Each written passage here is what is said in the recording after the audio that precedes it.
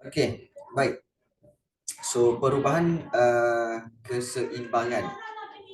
Okey. So dalam keadaan sebenarnya bukan hanya harga barang itu sahaja yang berubah, tapi malah terdapat penentu-penentu lain. So macam kita belajar, okey, iaitu harga barang itu boleh berubah dan juga ada benda-benda lain seperti harga barang lain, cita rasa, tingkat teknologi dan lain-lain. Dan ini menyebabkan sama ada keluk DD ataupun keluk permintaan dan keluk SS ataupun penawaran akan beralih sama ada ke kiri atau ke kanan, dan seterusnya keseimbangan pasaran pun akan turut berubah. Contohnya kalau kita lihat perubahan permintaan. Okey. So perubahan permintaan, okey, apabila berlakunya pertambahan permintaan atau pengurangan permintaan. Kita tengok pertambahan dulu. Okey, pertambahan permintaan. Okey, bila diberikan keluk seperti ini, kamu jangan terkejut. Jangan terkejut, jangan panik ataupun mula-mula sekali jangan orang kata apa, gabrah lah kan. Sebenarnya paling penting kamu kena tengok dia punya kita kata label-label itu. Contohnya, okey, yang paling penting mula-mula kosong dulu. Iaitu di kosong ni ialah permintaan asal, dan S ini adalah penawaran. So garis ini garis permintaan ini bersilang dengan penawaran. Okey, jadi so terbentuklah satu titik keseimbangan dipanggil I kosong. Okey. Jadi dan I kosong ni berlaku pada P kosong, maknanya harga yang baru. Tetapi apabila perubahan harga berlaku, so bila perubahan harga ni meningkat daripada P0 ke P1, so dia naik ke P1 ini, maka harga baru telah menyebabkan kuantiti itu bergerak, bergerak daripada Q0 ke Q1. Jadi ini menyebabkan kalau kita lihat I0 ini telah beralih daripada keseimbangan asal I0, dia bergerak ke I1. Jadi terbentuklah permintaan atau garis keluk permintaan D1, iaitu permintaan baru, dan titik keseimbangan yang baru iaitu equilibrium 1 ataupun I1. Tetapi S itu tidak berubah. Dan apakah punca utama? Kalau kita lihat apakah punca utama dia beralih daripada I0 ke I1 tu kerana harga dia, iaitu P0 tu naik ke P1. Jadi ini menyebabkan pertambahan kuantiti. Okey, kenapa harga naik, permintaan yang diminta pun naik? Okey, harus diingat bahawa bila permintaan naik. Okey, bagus soalan tu. Bila harga meningkat, harga meningkat ke atas, so titik keseimbangan itu akan beralih ke I1. Okey, so penawaran pun akan beralih. Penawaran dia tetap sama. Okey, tetapi kuantiti permintaan telah meningkat. Okey, harus diingat bahawa kuantiti permintaan ini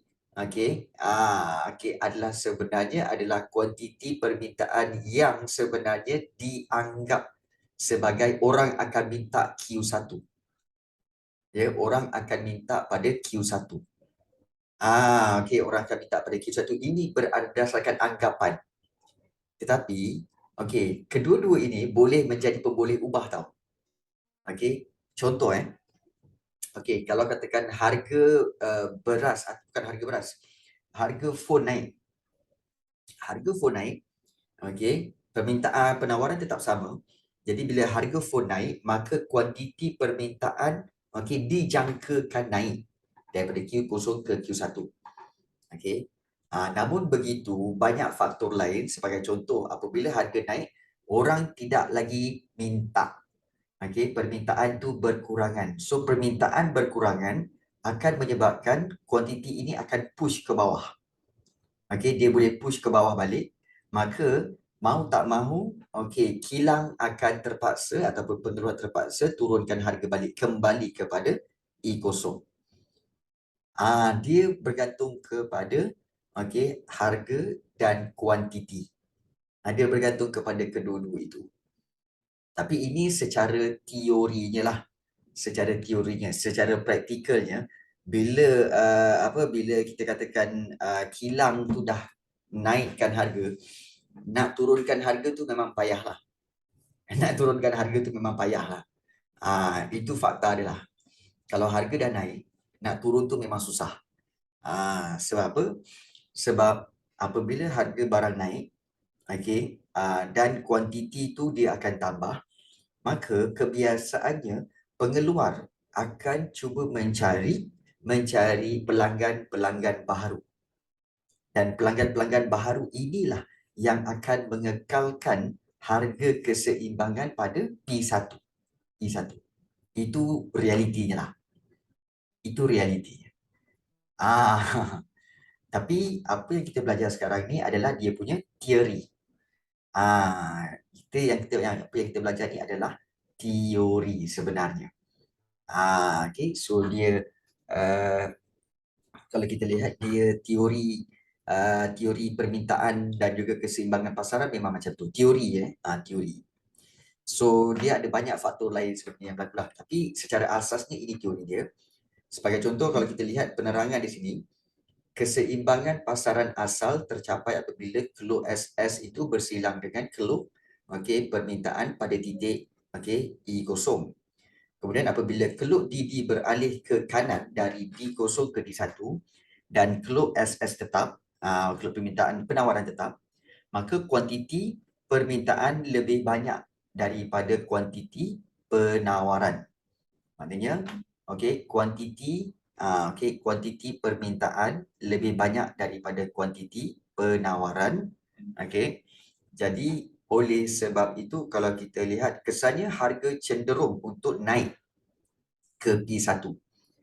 Ini juga satu kes. Di mana keseimbangan baru tercapai apabila keluk permintaan bersilang dengan keluk ni. Dan apabila berlaku pertambahan permintaan, penawaran tetap ia menyebabkan harga dan kuantiti keseimbangan naik. Baik. Tadi cikgu bagi satu contoh, satu kes Satu kes di mana apabila harga dinaikkan, kuantiti permintaan dan juga kuantiti penawaran akan naik. Itu satu kes. Tetapi kes yang kedua adalah bukan kerana harga, tetapi kerana permintaan itu sendiri. Dan kalau kita lihat permintaan ini kerana apa? Perasan tak? Dia beralih. Perasan tak dia beralih daripada D0 ke D1? Baik. Bila dia beralih D0 ke D1, maka apakah faktor yang menyebabkan dia beralih?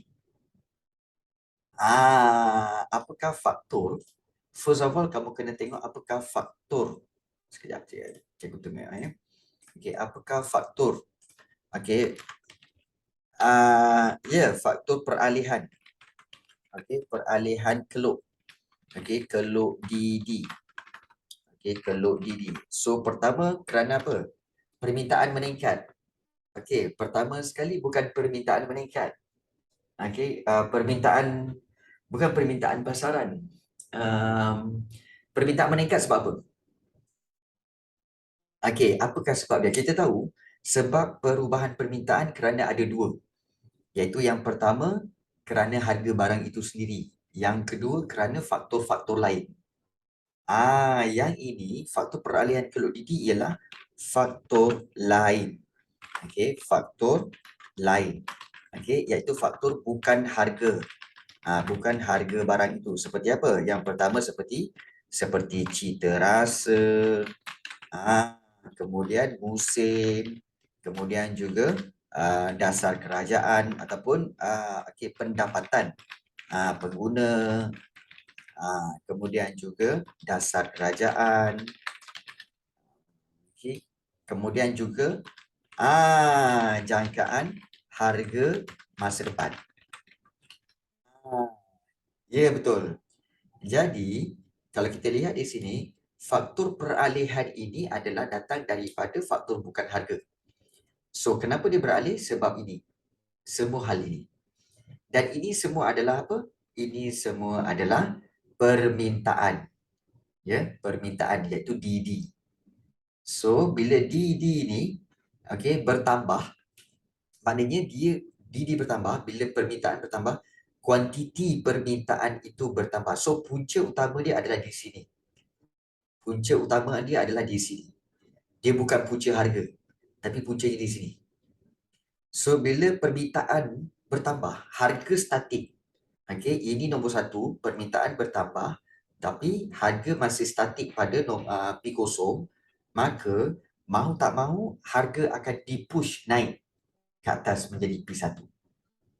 Jadi inilah menyebabkan titik keseimbangan E0 beralih naik kepada E1. Ini dia. Ya betul, untuk mencapai titik keseimbangan yang baru. So kalau kita lihat balik, punca utama dia sebenarnya apa? Iaitu kerana faktor-faktor bukan harga. Faktor permintaan yang kerana bukan harga. Jadi kita tahu ini semua datang daripada siapa? Faktor ini datang daripada pengguna. Maknanya daripada pengguna. Maknanya daripada orang ramai lah. So, bila daripada orang ramai, dia akan mengubah kuantiti permintaan. Dia tak akan ubah harga. Sebab yang boleh main harga adalah kilang atau pengeluar tadi kan?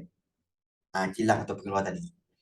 Jadi, yang menyebabkan kuantiti ini berubah kerana faktor bukan harga. Daripada harga yang sama tapi permintaan tinggi menyebabkan harga terpaksa dinaikkan. Baik. Itu kita kata sebagai kenapa ataupun faktor pertambahan permintaan. Nak cikgu bagi contoh lain tak? Menggunakan keluk yang lain pula. Untuk bagi kamu faham. Perubahan permintaan ni. Boleh? Baik. Dia macam ni. So, let's say lah kita ada satu keluk. Keluk begini. So cikgu akan bina keluk. Dan keluk ini katakanlah ini adalah keluk bagi permintaan. Keluk, kita kata keluk keseimbangan bagi apa? Songkok. Keseimbangan songkok. Maknanya jualan songkok lah. Baik. So, pada waktu-waktu tertentu, keluk dia adalah seperti biasalah. Seperti inilah. Keluk biasa seperti ini. Dan harga dia pula adalah di sini. Iaitu di sini. Harga di sini. So, dan kuantiti tu di sini. Baik. So, katakanlah di sini adalah P0. P0. Dan di sini adalah Q0. Q0. Dan juga kalau di sini kita tahu adalah E0 lah. Ini yang asalnya. Ini yang asalnya. Ini permintaan dan ini adalah keluk penawaran. Baik.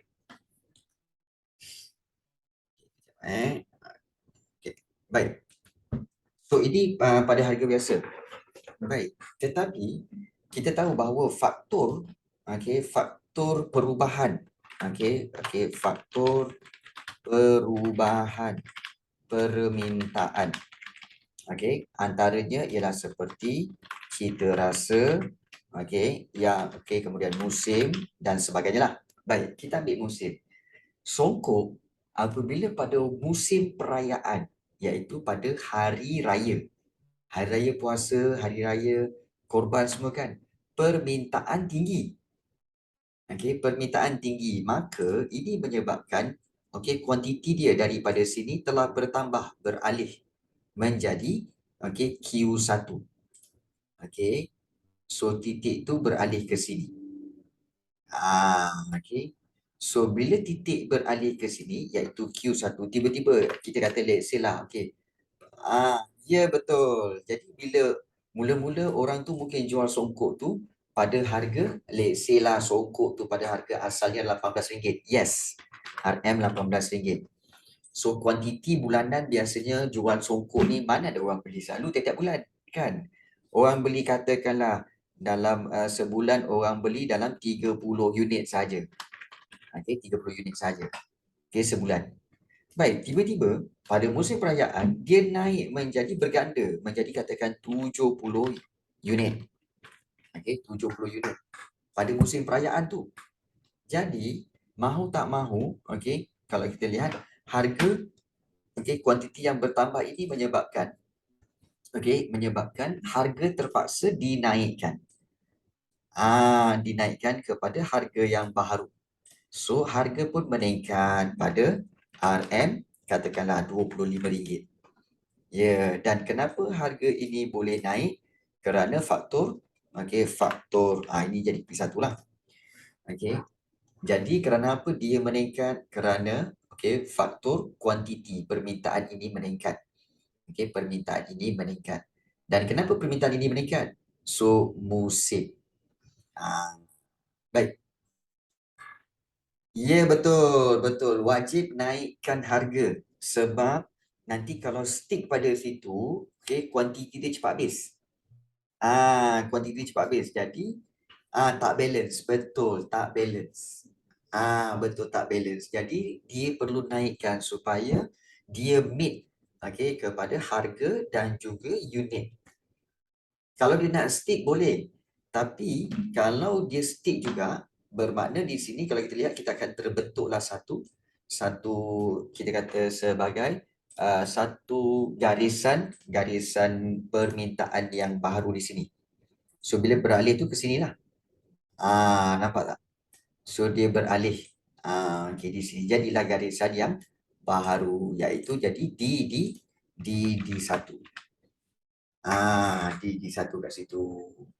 Baik, kalau katakanlah macam kita ni kan kadang-kadang orang baik-baik sangat. Orang baik-baik sangat. Kita kata apa? Kita tak naklah.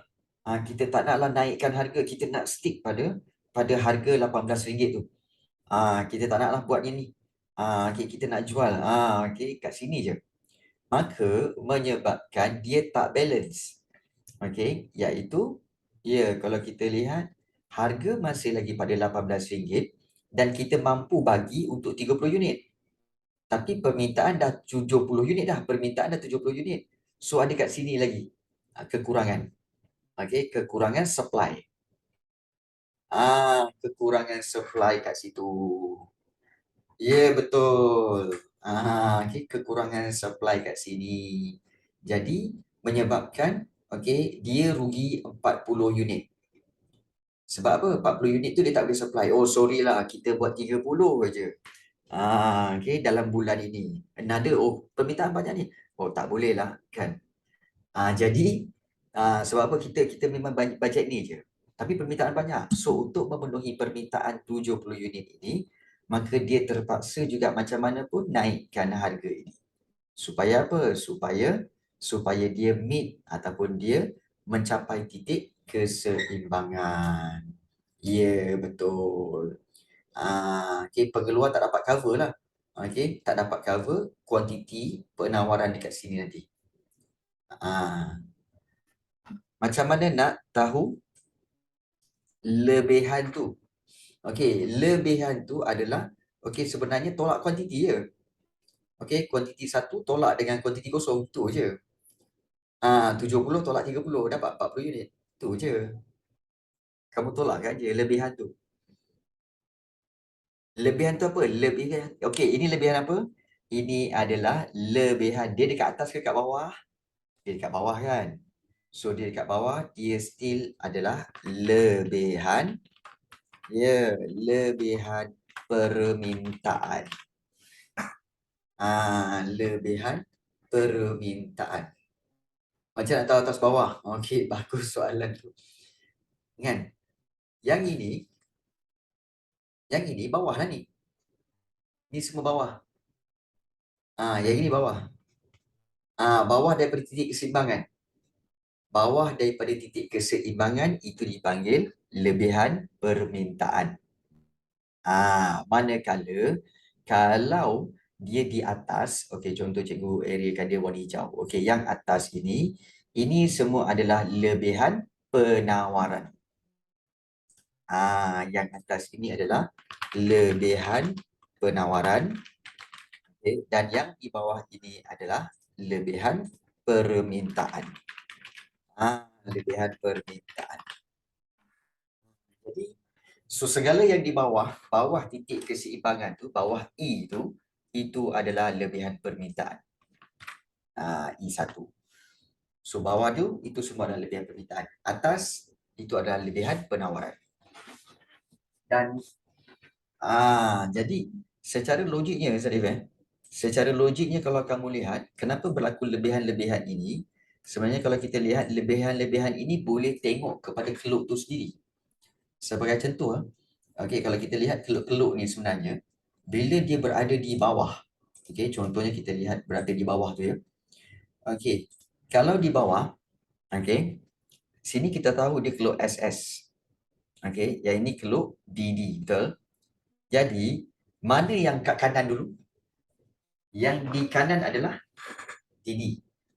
Betul? Yang di kanan ni adalah DD. Bermakna DD lebih banyak daripada SS. Tapi kalau yang di atas E ni, okey, DD kat atas, okey, DD sebelah kiri tapi SS sebelah kanan. Maka SS sebelah kanan lagi banyak daripada DD. Sebab itu, okey, yang kawasan di atas adalah lebihan penawaran ataupun dipanggil lebihan SS.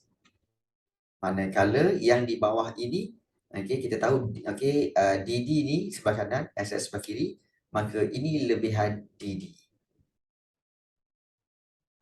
Daripada keluk tu pun kita tahu yang mana yang kanan, itulah lebih banyak. Okey. Semakin dia naik harga, okey, semakin dia naik harga, maka okey, kuantiti permintaan dengan kuantiti penawaran akan dia merapat.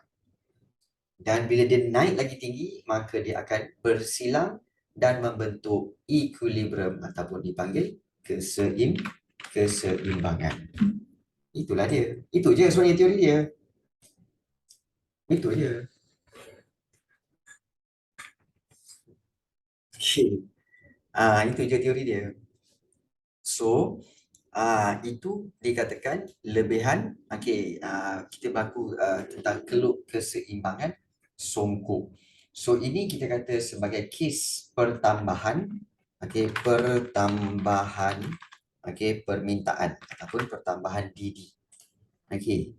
Satu lagi kes adalah apabila berlakunya pengurangan. Okey, pengurangan. So, katakan kita buat pengurangan DD. Kenapa berlaku pengurangan? Sama juga kes. Sebagai contoh, dia terbalik-balik je. Iaitu sebagai contoh kita buat macam ni, cikgu akan clearkan dulu. Baik. Supaya kita nampak jelas balik. Faktor pendapatan. Baik. Sebenarnya begini je. Baik. So, kita ambil yang ini. Katakanlah kes songkok juga. Kita ambil kes songkok jugalah. Baik. Katakanlah songkok pada asalnya, yang ini adalah dia punya, titik keseimbangan, iaitu pada P0 dan juga pada Q0. Ini. So ini asalnya, iaitu P0 dan juga yang di bawah ni adalah Q0. So yang ini menjadi titik keseimbangan E0. Kita ambil keluk keseimbangan songkok. Baik, katakanlah ini, kita ambil contoh tadi, keseimbangan songkok pada hari raya. Pada hari raya lah, memang tinggi. Tetapi selepas hari raya, apa yang berlaku? Dia masih lagi faktor yang sama tau. Iaitu peralihan keluk ini kerana apa? Kerana faktor bukan harga barang itu. Ini sama. Sebab dia ni faktor apa? Faktor permintaan. So, permintaan daripada individu. individu apakah yang menyebabkan dia beli atau tak beli? Kerana pertama, cita rasa dia. Yang kedua iaitu musim. Yang ketiga seperti pendapatan pengguna. Dan yang keempat iaitu mungkin juga dasar kerajaan. Okay. Ataupun satu lagi, jangkaan harga masa depan. So, ini faktor-faktor dia. Jadi, katakanlah, okey, penjualan songkok. Okey, pada bulan, okey, kita raya hari itu pada bulan berapa? Bulan 5 Kita raya hari itu bulan 5. Kemudian kita habis raya pada bulan 6. Ya, habis raya bulan 6. Jadi bulan 6 itu adalah di luar musim. So, di luar musim. So, bila di luar musim, orang dah tak beli songkok. Maka bila di luar musim, maka kuantiti dia akan beralih ke kiri. Yes, betul tadi. Maknanya akan beralih ke kiri. So dia akan membentuk satu okay, dikatakan sebagai satu garisan yang baru kat sini. So dia menjadi kuantiti yang baru iaitu Q1. So tak ramai yang beli sokong. So harga pun bila tak ramai, takkanlah dia nak beli mahal lagi, nak beli banyak-banyak lagi kan. So dia akan dia beli sikit dan kemudian dia turunkan harga kepada P1. Ya, betul, P1. Jadi bila harga pun turun, okey, kuantiti pun kurang, harga pun turun, maka terbentuklah ya, betul. So terbentuklah satu garisan keluk yang baru, keluk permintaan. Okey. Iaitu keluk permintaan itu dipanggil sebagai keluk DD1. Macam ni kita buat. Okey. So yang ini DD kosong. Okey, DD kosong. Kemudian yang ini adalah garisan SS. Okey. Maka ini akan jadi garisan baru iaitu DD1. Jadi terbentuklah garisan keluk yang baru. So keluk ini bermakna telah beralih ke kiri. Keluk ini telah beralih ke kiri. Begitu. Jadi ini adalah kes pengurangan permintaan. Kalau tetapkan harga memang tak siapa nak belilah. Ya, betul. Okay. Jadi dia kena turunkan harga. So itulah dia. Okay, penerangan berkaitan dengan kita kata sebagai kes ketidakseimbangan pasaran dan perubahan-perubahan. Jadi kita kata sebagai perubahan pasaran. Perubahan pasaran. Jadi seperti mana kalau kita tengok nota tu, okay, seperti mana kalau kita tengok nota tu macam inilah, iaitu pengurangan permintaan tu kalau kita lihat, okay, seperti ini sama juga kes dia. Okay. Keseimbangan pasaran asal tercapai pada keluk SS00 tu. Okey, yang ini. Dan kalau kita lihat, dan dia beralih ke kiri lah. So, bila beralih ke kiri, maka okey, dia asal dia daripada kuantiti. Kuantiti berubah, maka harga pun terpaksa berubah. Bila harga terpaksa berubah, maka garisan keluk ini akan beralih ke kiri. So maknanya semua punca ni, kalau nak lebih jelas, semua punca perubahan permintaan adalah akibat daripada perubahan kuantiti. Ini sangat jelas. Maknanya berubah itu kerana apa? Kerana kuantiti. Kalau kuantiti kurang, harga terpaksa turun. Kalau kuantiti permintaan tu meningkat, maka harga juga akan meningkat. So the main factor untuk perubahan permintaan adalah kuantiti. Kuantiti permintaan.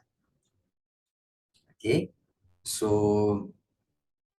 jadi itulah penyebab utama kepada perubahan permintaan. Okey. So itu perubahan permintaan. Bagaimana pula kalau penawaran yang berubah? Ini kes, okey. Perubahan penawaran. Baik.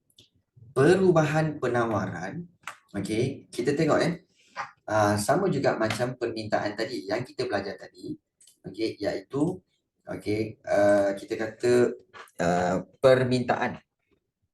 Okey, perubahan, okey, kita kata sebagai faktor perubahan permintaan, faktor perubahan permintaan. Okey, iaitu kerana ada dua. Okey, ada dua. Yang pertama sebab okey, harga barang itu sendiri, dan satu lagi faktor okey, faktor bukan harga barang. Okey. Okey, faktor bukan harga barang. Okey, harga barang itu sendirilah seperti fashion dan sebagainya. So kita dah tengok yang itu, bermakna itu adalah dia punya faktor-faktor yang kita telah lihat. Begitu juga kalau kamu lihat tentang faktor perubahan penawaran. Okey, faktor perubahan penawaran pula adalah sebenarnya dua juga. Okey, iaitu pertama, okey, perubahan pada harga barang itu, dan satu lagi sama juga. Okey, faktor bukan harga barang. Okey, faktor bukan harga barang. Okey, so dia ada dua sebab juga. Dan faktor bukan harga barang itu tu merujuk kepada apa? Okey, merujuk kepada seperti matlamat. Kalau perubahan penawaran matlamat pengeluar. Okey, matlamat pengeluar. Okey. Okey, kemudian faktor apa lagi? Cita rasa dan juga musim itu tak termasuk. Itu adalah untuk permintaan sahaja. Penawaran lain. Faktor-faktor lain. Okey. Okey, cuaca, tingkat teknologi, betul. Okey. Okey, matlamat pengeluar, kemudian tingkat teknologi. Okey, kemudian juga betul, cuaca, kemudian juga dasar kerajaan, dan juga jangkaan harga masa depan. Okey, jangkaan pada masa depan. So itulah dia. Okey, jadi inilah faktor-faktor yang kita kata sebagai faktor bukan harga barang. Dan kita tahu kalau faktor perubahan penawaran kerana harga barang itu, harga faktor pengeluar, bagus. Harga faktor pengeluar. Okey, harga faktor. Okey. So, kalau kita lihat harga barang itu, dia menyebabkan keluk tu akan beralih di situ je. Okey, di situ saja. Tapi kalau faktor bukan harga barang itu, maka itu akan menyebabkan apa? Menyebabkan dia akan beralih ke kiri atau ke kanan. Okey. Sebelum itu, kita lihat siapa. Okey. Kita ada. Okey, so sama juga untuk perubahan penawaran. Okey, perubahan penawaran, okey, apabila yang ditujukan kat sini iaitu faktor bukan harga barang itu. Sebagai contoh, sekejap. Cikgu kena ni. Okey, baik. So kita lihat kembali iaitu perubahan penawaran. Okey, so kita lihat ini adalah pertambahan SS, iaitu pertambahan penawaran. So kalau kita lihat di sini, kamu kena first of all kena fahami label-label yang diberikan. Contohnya kalau D0 itu ialah permintaan asal. Kali ini permintaan tak berubah. Yang berubah ialah iaitu penawaran S0 ke S1. Dan perubahan ini menyebabkan keluk tu garisan itu beralih ke kanan. Beralih ke kanan. Dan kalau kita lihat, ini pun juga menyebabkan harga tu turun dan kuantiti pun bertambah. So kita tengok penerangan dia. Keseimbangan pasaran asal tercapai apabila keluk S0 bersilang dengan keluk D0 pada titik E0. Yang inilah. Dan kemudian keluk SS ini beralih ke kanan. Beralih ke kanan dari S0 ke S1 dan penawaran itu ataupun DD tetap. Dan kuantiti SS lebih banyak daripada kuantiti permintaan. Ya, kuantiti penawaran lebih banyak daripada kuantiti permintaan, maka wujud lebihan SS, maknanya lebihan penawaran. Kesannya, harga cenderung turun ke P1. Dan keseimbangan baru tercapai apabila keluk D0 bersilang dengan keluk S1 pada titik E1. Jadi ini menyebabkan harga keseimbangan turun dan kuantiti keseimbangan turun. Sebenarnya kita lihat dulu punca utama adalah apabila kuantiti SS lebih banyak daripada kuantiti DD. Ini punca utama. Maknanya, kalau kita boleh imaginekan bahawa sebenarnya pada keluk asal, keluk D ini, D0, kemudian S0 dan juga ini P0. Itu yang asal. Baik. Tetapi apabila penawaran berlebihan, bila penawaran berlebihan, maka maknanya macam penawaran berlebihan kerana apa? Kerana yang ini. Kenapa pengeluaran boleh berlebihan, cikgu, kuantiti dia? Sebab ini. Ini daripada pengeluar. Mungkin matlamat pengeluar kata apa? Kita nak keluarkan lebih banyak lah untuk mencapai keuntungan yang lebih banyak. Jadi dia keluarkan kuantiti dengan lebih banyak. Itu satu. Kemudian juga mungkin kerana dia apa? Kerana dia kilang tu baru pasang satu mesin yang baharu, yang lebih baik. So tingkat teknologi meningkat. Ataupun juga kerana cuaca yang baik. Cuaca yang baik, cuaca cerah menghasilkan tanaman bahan mentah yang lebih banyak. Jadi ini menyebabkan kuantiti yang nak ditawarkan lagi banyak. Begitu juga jangkaan harga masa depan dan mungkin harga faktor, harga buruh meningkat atau bukan harga buruh meningkat, harga buruh murah. Jadi dia boleh ambil lagi buruh-buruh tambahan-tambahan buruh. So buruh akan buat kerja lagi banyak, maka kuantiti lagi banyak ditawarkan. Maka apabila kuantiti penawaran ini ditambah, maka kuantiti itu akan bergerak ke kanan. Bila kuantiti bergerak ke kanan, maka kalau kita lihat harga keseimbangan, kesan dia menyebabkan harga itu akan turun. Sebab pengeluar akan nak bagi benda tu laku, maka dia akan jual dengan harga yang sedikit murah atau lebih murah daripada harga asal. Tapi tak apa, bagi dia sebab apa? Sebab kuantitinya banyak. Kuantiti telah ditambah. So dia dapat cover keuntungan akibat daripada perubahan harga, cover kerugian akibat perubahan harga tu. So tak apalah harga turun sikit. So bila kuantiti dah bertambah dan harga akan jatuh sedikit, maka keluk permintaan ni ataupun keluk kita kata keseimbangan E0 akan beralih ke E1. Kerana apa?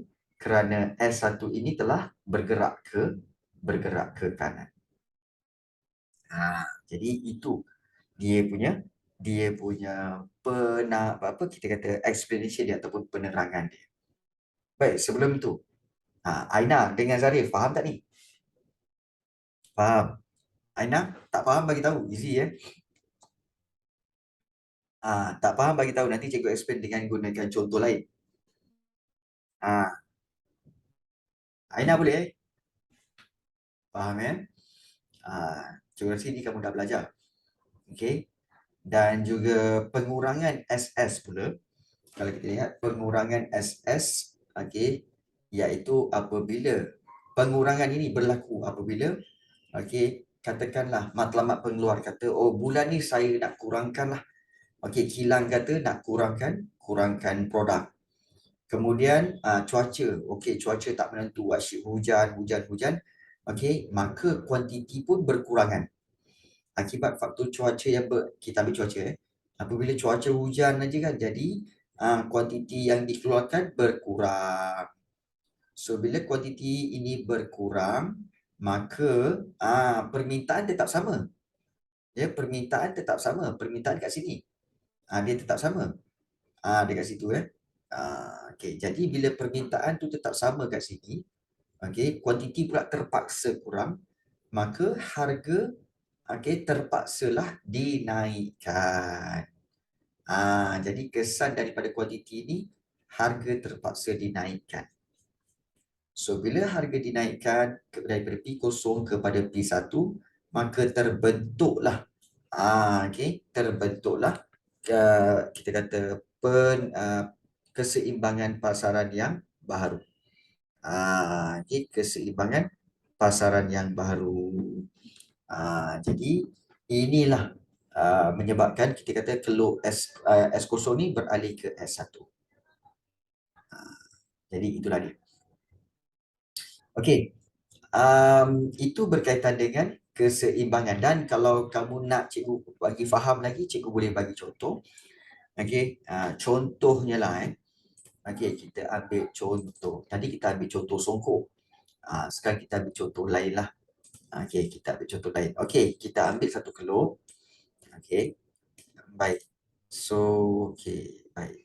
Kita buat satu kelop. Oh, jualan payung pula. Okey, boleh. Baik. Baik. Katakanlah ini kelop keseimbangan. Keseimbangan. Okey, payung. Okey, payung payung. Kilang payung kilang buat payung. Baik. Pada asal dia, okey, yang ini adalah dia punya SS ataupun ini adalah dia punya penawaran. Okey, ini penawaran, dan kemudian kita buat satu lagi, yang ini adalah permintaan dia. Okey, ini permintaan dia. Okey, iaitu DD. Okey, DD. Dan okey, so ini adalah titik keseimbangan, di mana titik keseimbangan ini pada harga P0. Okey, pada harga P0. P0, dan juga kuantiti dia. Okey, kuantiti dia adalah pada Q0. Okey, pada Q0. Baik, Q0. Baik, ini yang normal. Okey, payung yang normal. Baik, katakanlah okey, kuantiti yang nak ditawarkan suddenly berlaku hujan yang lebat. Musim hujan. Okey, kan tadi kan kita tahu kan, salah satu perubahan penawaran adalah kerana apa? Tak, itu permintaan. Sorry. Okey, katakan payung tu. Okey, katakanlah perubahan pada, okey, kita tengok balik faktor. Kita cari faktor perubahan penawaran. Okey, faktor perubahan penawaran antaranya pertama seperti cuaca, kemudian juga harga faktor. Okey, harga faktor pengeluaran kemudian dasar kerajaan, dan juga matlamat pengeluar. Okey, matlamat pengeluar, dan juga tingkat teknologi. Teknologi, dan juga satu lagi iaitu berkaitan jangkaan. Jangkaan masa depan. Jangkaan masa depan. Baik, kita ambil salah satu faktor. Katakanlah kita punya kilang payung ni kita punya. Okey. So sebelum ini memang kita keluarkan guna mesin yang lama. Okey, kita buat mesin buat kaki payung, kita buat dia punya payung tu kan. Baik. Tiba-tiba okey, ada satu teknologi yang mana teknologi itu menyebabkan payung boleh ditambah. Bilangan payung, contohnya daripada sehari boleh keluarkan 100 unit, sekarang ni sehari boleh keluarkan 300 unit payung. Maknanya apa? Maknanya keluk ataupun kuantiti penawaran telah bertambah daripada Q0 ke Q1. Q0 ke Q1. Dia bertambah di mana? Di sini.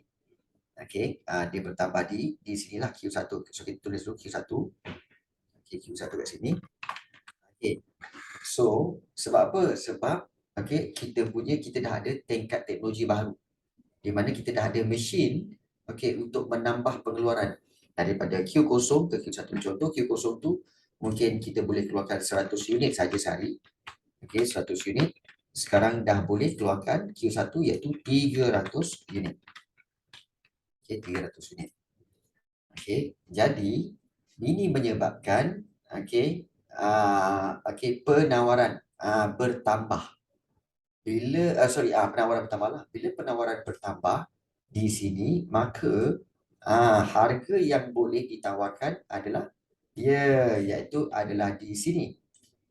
Dia okey kat sini kan.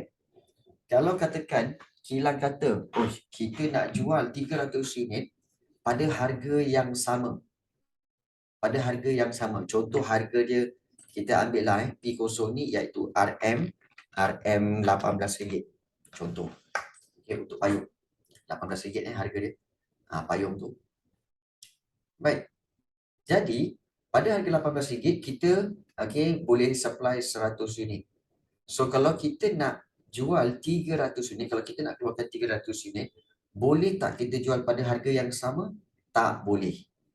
Tak boleh sebab kalau kita panjangkan lagi, panjangkan lagi kat sini, kita tak sampai pada harga tu, tak sampai pada harga tu, maka berlakulah lebihan penawaran. Sebab pada harga RM18, orang akan nak beli 100 unit je. Jadi yang lebih 300 unit ni, 200 unit ni siapa nak beli? Yang 200 unit siapa nak beli? So, ini akan menyebabkan berlakunya kawasan ini. Kawasan ini dipanggil kawasan apa? Kawasan lebihan penawaran, iaitu lebihan penawaran bukan di situ. Iaitu di atas dia. Di atas dia. Di sini. Di sini. Kita kat sini. Dan juga cikgu akan luruskan kat sini. So kuantiti asalnya kat sini. Jadi dia akan menyebabkan berlakunya lebihan penawaran di sini. Lebihan penawaran. Cikgu, kenapa kat atas? Kenapa tak buat kat bawah? Bawah ni kan nampak tak garisan ni? Garisan ni garisan permintaan. Salah tempat. So kita nak cerita lebihan penawaran kat atas. Nampak tak? Yang ini garisan SS. Jadi di sinilah berlakunya lebihan penawaran. So bila lebihan penawaran ini macam mana untuk kita counter dia? Maknanya berapakah lebihan dia? Lebihan dia adalah 200 unit. 200 unit. Itu lebihan dia. Jadi kalau nak bagi dia keseimbangan baik macam mana cikgu? Kita kena jual pada harga di sini yang mengikut permintaan. So, kalau kuantiti banyak, permintaan adalah sebanyak di sini saja.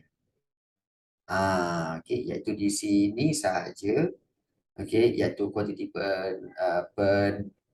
permintaan dekat sini, maka di sini. Maka di sini. So, mungkin jual berapa ringgit ni? Ada harga P1 yang baru, iaitu mungkin kita letak harga kat sini yang lebih rendah, iaitu mungkin RM13. Ya, RM13. Maka, keluk SS itu akan beralih ke sini. Keluk itu akan beralih, iaitu beralih ke kanan. Nampak tak? Dia beralih ke kanan. Beralih ke kanan. Jadi, ini akan membentuk titik keseimbangan yang baru. Tadi yang ini adalah I0, dan yang ini adalah I1.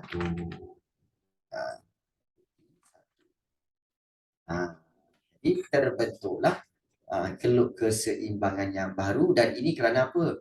Ini adalah kerana perubahan SS.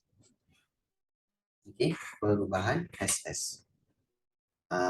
Ini kalau kita kata perubahan maknanya ada peningkatan lah, peningkatan SS. Peningkatan SS. Peningkatan penawaran. Itu. Okey. Jadi ini antara punca-punca dia kenapa dia berubah dan kenapa dia beralih. Okey. Jadi inilah dikatakan sebagai peningkatan SS. Satu kes lagi, kalau kita tengok kepada kes seterusnya. Kes yang kedua kita boleh ambil iaitu pengurangan SS ataupun pengurangan penawaran. Bagaimana pengurangan penawaran payung berlaku? Baik, pengurangan penawaran payung. Apabila kita ambil, dia terbalik je.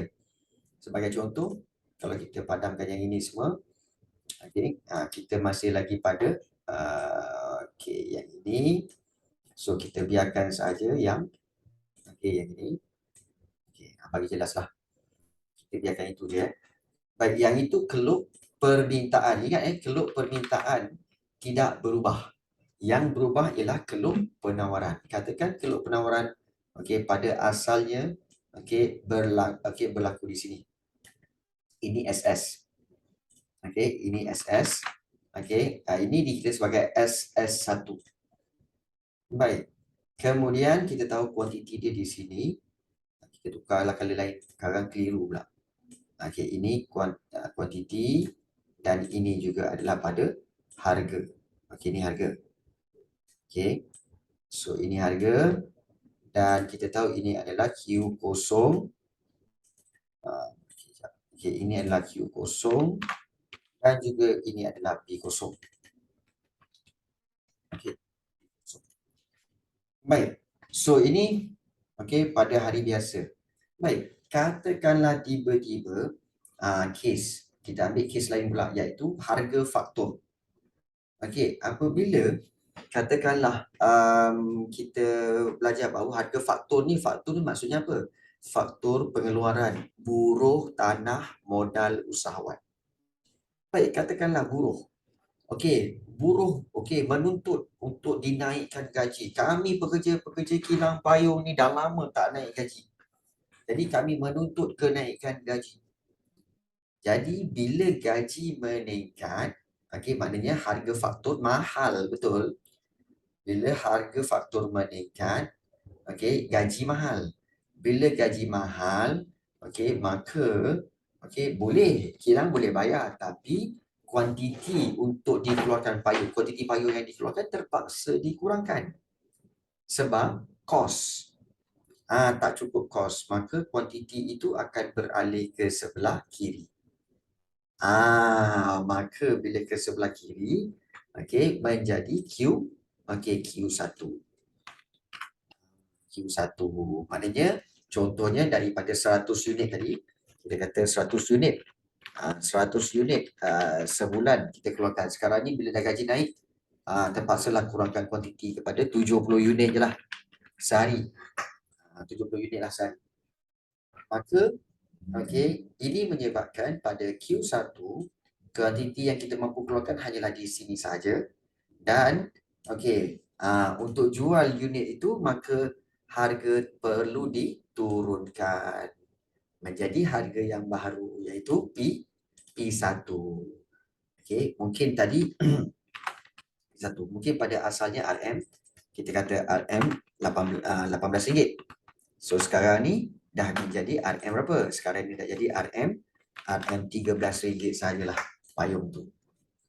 Jadi ini menyebabkan keluk ni, keluk permintaan tetap sama. Apa pula dekat sini? Kuantiti atas naik. Kan? Silap-silap. Cikgu pun dah confuse sekejap. Sebenarnya bukan di sini, sorry. Sebenarnya dia kena naik atas lagi. Iaitu di sini. Dia kena cecah pada permintaan. Dia kena cecah pada permintaan. Kat situ. Jadi di sini akan menyebabkan terbentuknya satu, kita kata sebagai satu. Saya pun dah jam. confuse. Al-maklumlah kan. So, harga dinaikkan kepada RM20. Kat sini. Kita tengok dulu, dia punya ni. Maka Okey, ini menyebabkan terbentuklah terbentuklah kuantiti ataupun SS yang baru, iaitu di sini. SS yang baru. Iaitu di sini. Kita tukar color lah. SS ni tukar color. Kita tukar color yang ini. Begitu. Yes. So ini menjadi SS2. Begitu. Jadi terbentuklah keseimbangan baru, di mana kuantitinya sedikit, harganya meningkat. Kuantitinya sedikit, harganya meningkat. Tapi permintaan kuranglah. Permintaan kuranglah. Tapi harga dia meningkatlah. Harga dia meningkat. Maka ini menyebabkan, kalau kita lihat, peralihan ke atas ataupun ke kiri. Daripada S1 kepada S2. Jadi, kita balik kepada asal. Tengok balik. Kenapa dia jadi macam ni? Kerana harga faktur meningkat. Bila harga faktur meningkat, menyebabkan kita kena kurangkan kos. So, daripada 100 unit kepada 70 unit. Sebab buruh nakkan gaji lebih, betul? So, kuantiti yang ditawarkan kena dikurangkan. Sebab pengeluar tak cukup duit nak beli stok payung kan? Ya, betul. Tak cukup duit untuk nak beli bahan mentah untuk buat payung. Jadi daripada harga faktur menyebabkan unit yang dikeluarkan terpaksa dikurangkan. Namun begitu, walaupun dikurangkan, ini menyebabkan permintaan masih lagi tinggi.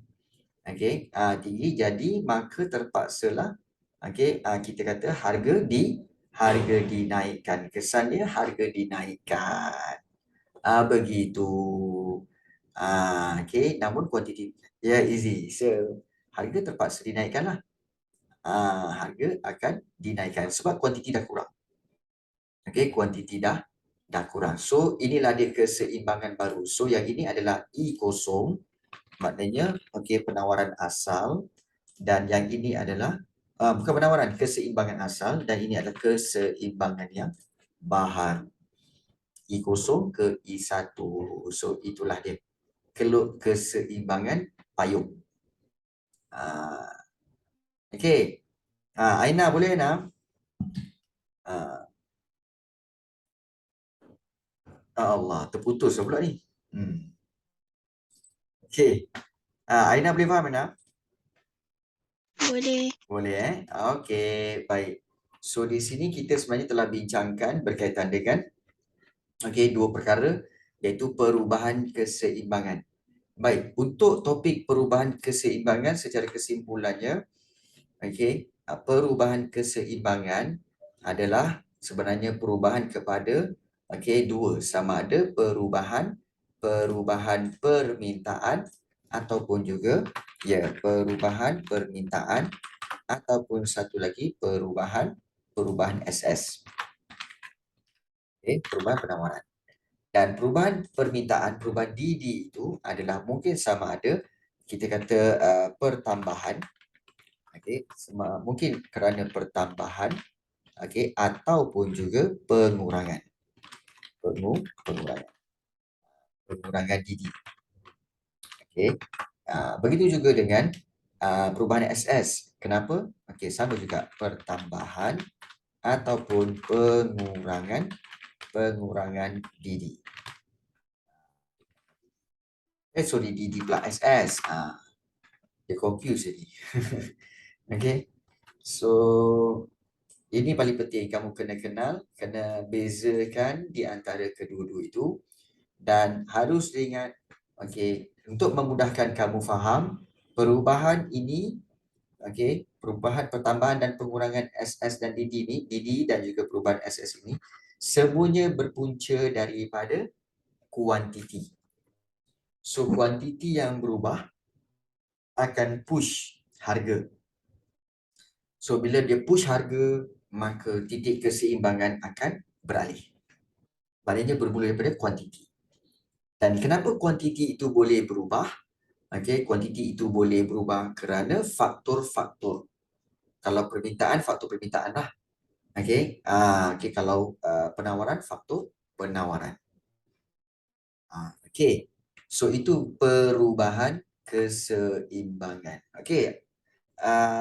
Zarif nak tanya apa-apa? Aina nak tanya apa-apa? Tak ada. Ada. Tak ada. Ya. Okey. Dan okey. So kita ada masa lebih kurang 15 minit lagi untuk kita lihat satu lagi.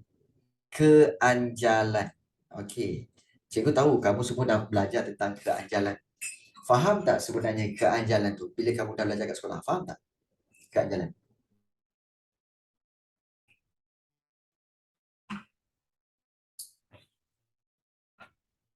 Dekat sekolah kamu belajar, keanjalan ni,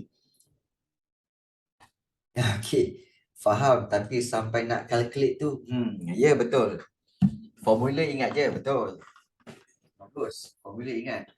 Tapi bila nak calculate tu, macam mana ni? Aina macam mana, Aina? Sama lah. Sama lah juga. Juga. Okey, baik. Okey.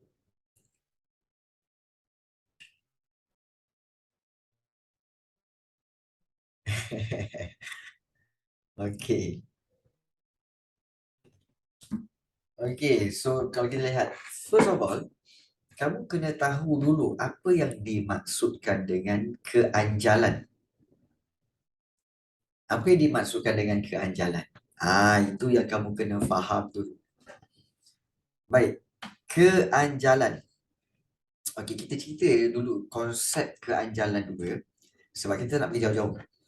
Okey, keanjalan ni dia berasal dari perkataan anjal. Ya.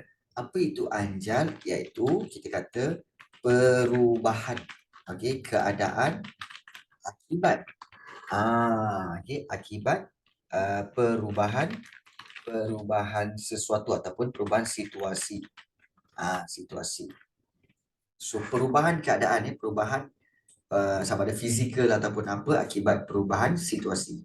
Dan ini merujuk kepada, sebab itu kamu belajar, okey, anjal ni sebenarnya merujuk kepada, kamu masih ingat lagi, okey, mungkin dalam bahasa Malaysia kita ada papan anjal.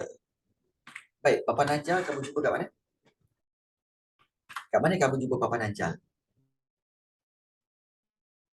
Stor sukan. Papan anjal ni, okey, biasanya kamu temui di kolam renang. Okey, kolam renang.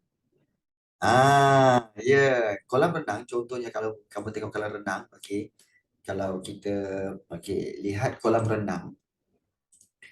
Okey, katakan kolam, okey, ini kolam renang, okey, kita buat macam ni. Kemudian okey, kita akan gini dan gini. Okey, baik. So ini katakanlah kolam renang kolam renang, bentuk kolam. Okey, dan kemudian okey, kamu tahu bahawa okey, di sini, okey, katakanlah di sini ada air dia. Okey, iaitu kita ambil ni air dia. Okey, kolam renang. Baik, kebiasaannya di bahagian belakang dia ni, kolam renang, dia ada satu blok yang mana kamu akan boleh digunakan untuk apa? Untuk kamu naik tangga. Okey, naik tangga. Okey, naik tangga, dan bila kamu naik tangga, dekat sini dia akan ada apa? Dia akan ada sekeping papan anjal. Betul? Ada papan anjal di mana kamu akan kamu akan berdiri kat sini. Okey. Dan untuk kamu buat apa? Untuk kamu lompat ke bawah. Betul? So yang ini, yang di bawah tu, yang inilah yang dipijak tu, itulah dipanggil papan anjal. Okey, papan anjal. Dan kenapa dipanggil papan anjal? Kalau kamu tengok orang-orang yang ahli sukan apabila ahli sukan dia nak lompat, kebiasaannya apa yang dia akan buat? Dia akan lompat dulu. Maknanya dia akan pijak di sini dan dia akan Okey, dia akan pijak supaya apa? Supaya papan itu akan melentur ke bawah. So, melentur ke bawah begini kan. Bila dia pijak, dia akan melentur dan papan itu akan naik balik, betul? Papan itu akan naik balik menyebabkan dia akan lompat dan kemudian dia turun ke kolam. Baik. Konsep ini, anjal ni maksudnya apa?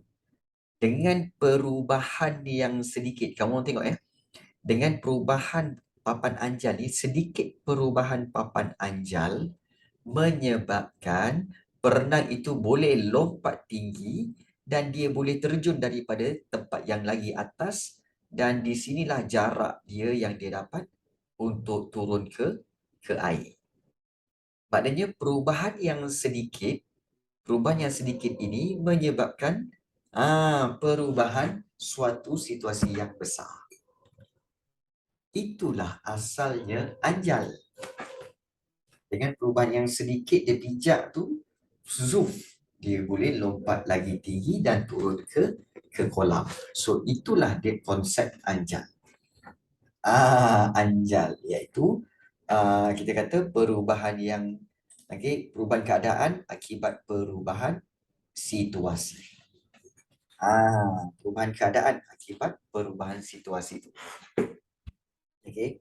So inilah dia konsep anjal yang sebenar pada peringkat awal dia. Jadi kalau dalam ekonomi, kalau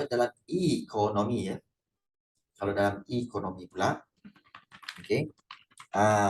iaitu kebiasaannya perubahan harga, menyebabkan perubahan kuantiti. Menyebabkan perubahan kuantiti. Itulah dia. Dan ini, kalau katakan, dan dia ada kes, iaitu dikatakan ianya sebagai anjal.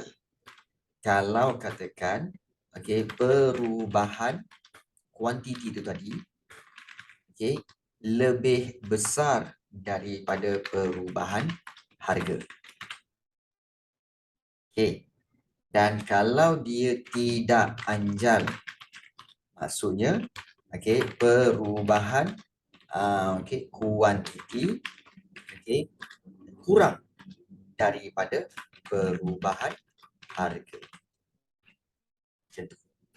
Dia tak anjal. Contoh kalau kita tengok dalam kes kolam rendang ni kan.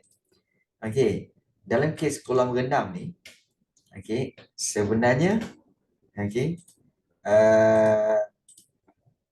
kejap kita buat ni. Sebenarnya yang harga tu mana? Kalau dalam kes kolam rendang ni, harga yang mana cikgu? Harga yang ini. Ini harga. Ini harga, papan anjal ni sebagai harga, dan lompatan itu dikenali sebagai kuantiti lah. Kuantiti. Jadi kalau kita lihat perubahan harga ini. So di sini yang arrow tu itu adalah kita kata perubahan harga lah. Harga ini perubahan harga. Perubahan harga. Manakala yang saiz kita kata ketinggian lompatan tu, itu dikatakan sebagai perubahan kuantiti. Ada begitu. Dalam ekonomi lah. Kalau dalam ekonomi. Jadi bayangkan kalau katakan papan tu dia tak anjal, maknanya dia stick je. Dia stick saja, dia tak berubah sikit pun, maka boleh tak untuk kamu lompat? Boleh, tapi dia tak tinggi. Dia gini. Maknanya dia lompatan dia akan jadi kuantiti rendah je, dia akan jadi macam ni lah. Dia akan jadi begitu je lah. Nampak tak? Ini yang dikatakan tak anjal kalau papan tu tak bergerak kan, jenis batu kan, terus kamu terjun ke bawah. Tapi kalau yang anjal tu, baru kamu pijak dia dah goyang kan. Itu perubahan papan anjal tu, perubahan harga menyebabkan zoom kamu lompat lebih tinggi. Maknanya perubahan kuantiti dia lebih besar. So ini bila ada ini, okey, ini lebih besar daripada inilah keadaan dipanggil. Yang ini dikatakan sebagai anjal dan yang ini dikatakan sebagai tidak anjal. Ya, itulah dia. Cikgu tukarkan daripada ekonomi kepada kolam renang. Tahap apa je. Okey. Ubah. Okey, daripada boleh. So sekarang ni musim cuti sekolah. Kalau mak ayah kamu bawa kamu pergi ke apa bercuti kan, cari kolam renang kan. Aku try lah. Oh iyalah. Ni dia panggil papan anjal. Ah, kan kau main lah. Oh ya, lagi kuat. Maknanya dia lagi kuat perubahan pada papan anjal, maka lagi tinggi yang kamu boleh lompat. Kan? Jadi kamu boleh bereksperimen dengan papan anjal yang ada di kolam-kolam renang yang kamu akan pergi nanti. So kalau mak ayah kamu kata apa hal tu? Kan? Apa main papan anjal apa? Kenapa main kat situ papan anjal? Kalau dia tanya kan, kamu cakap lah tengah test teori ekonomi ni mak. Tengah test teori dalam subjek ekonomi. Teori apa? Teori keanjalan. Itulah dia. Jadi boleh syorkan pada mak ayah kamu kalau nak pergi bercuti, cari tempat percutian yang ada kolam renang, kemudian ada papan anjal. So boleh test. Oh macam ni. Oh kamu dapat konsep tu, iaitu anjal ni ialah perubahan yang sedikit menyebabkan perubahan yang besar. Dan selalunya kalau dalam fizik lah, kalau kalau kamu ada ambil, kamu tak ambil fizik pun sebab dah ambil ekonomi kan. Kalau dalam fizik, dia akan kira tau. Berapakah laju dan juga volume kat sini, yang akan menyebabkan ketinggian dia. Bergantung kepada berat orang yang berdiri kat sini yang melompat tu. Berapakah jarak ketinggian dia, kemudian jarak jatuhan dia, daya dan sebagainya. Itu dalam fizik lah. Kan. Nasib baik dia tak masuk dalam ekonomi. Masuk ekonomi masak korang. Okey. Ekonomi tak kira pasal daya dan sebagainya. Ekonomi hanya kira tentang konsep ini, konsep keanjalan nak disamakan dengan situasi papan anjal itu je sebenarnya. Nak disamakan supaya kamu faham. Inilah konsep keanjalan, iaitu bagaimana kuantiti berubah akibat daripada perubahan harga. Kalau ada macam fizik. Alah, yang ini pun korang dah pening, konsep dia senang saja. Konsep pengiraan dia senang saja. Kan?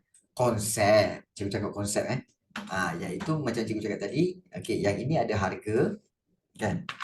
Ini harga. Yang ini iaitu kita kata ketinggian kan, ataupun kuantiti. Dan kita tahu bagaimana formula ekonomi untuk keanjalan. Bagaimana keanjalan? Formula keanjalan iaitu perubahan kuantiti dibahagikan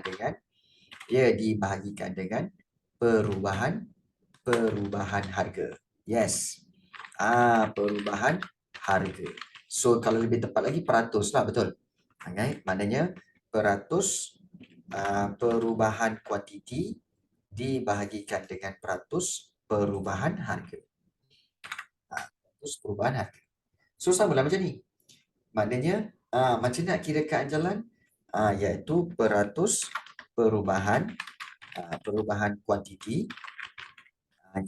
kuantiti dibahagikan dengan peratus kat sini. Yang perubahan warna merah tu kan, iaitu peratus perubahan harga. Itulah. So kita kena bahagikan kedua-dua tu lah. Ketinggian tu dibahagikan dengan berapa anjal, berapa perubahan yang berlaku pada papan anjal tu. So inilah dua item yang kita nampak. Perubahan kuantiti dibagi dengan perubahan harga. So inilah dia perubahan kuantiti bagi perubahan harga, peratus dia. Dan di sini kamu akan dia boleh tukar kepada simbol, ataupun kita boleh tukar kepada peratus perubahan kuantiti, iaitu peratus okey, iaitu kuantiti. Okey, kuantiti asal. Okey, okey, bukan. Kuantiti baru. Tolak. Okey, kuantiti asal. Okey, bahagikan dengan, okey, bahagikan dengan kuantiti asal. Ya, kuantiti asal. Kemudian kamu kena bahagikan juga satu lagi. Okey, bahagikan pula dengan perubahan harga. Perubahan harga itu iaitu peratus perubahan, ya, iaitu harga baru. Okey, tolak harga asal. Asal, kemudian dibahagikan dengan harga asal. Begitu. Jadi, dia sama konsep dia. Konsep dia sama. Okey. Jadi yang dikatakan peratus perubahan kuantiti itu adalah yang ini. Okey. Dan yang perubahan harga itu adalah pada yang ini. Itulah. Baik, tapi untuk keanjalan itu, okey, cikgu rasa lebih baik kita masuk pada minggu depan. Ada lagi satu. Apa lagi satu? Iaitu anjal unity. Betul atau anjal satu. Kan?